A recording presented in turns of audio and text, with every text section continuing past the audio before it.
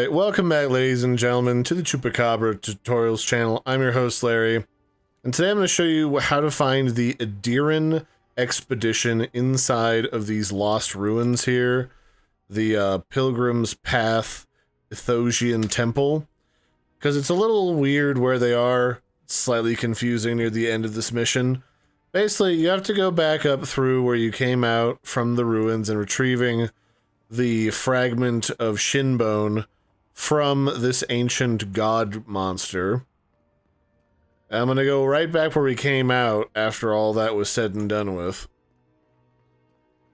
You come out of this door, and there's this little pathway here, and you end up in this room. So I just backtrack here,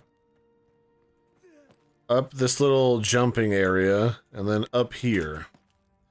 Now, you come through here, initially, from this flooded area, but what you want to do is you want to take a little sneak through this pathway here, and down into this murder hole, and then your companions will tell you something's not right here.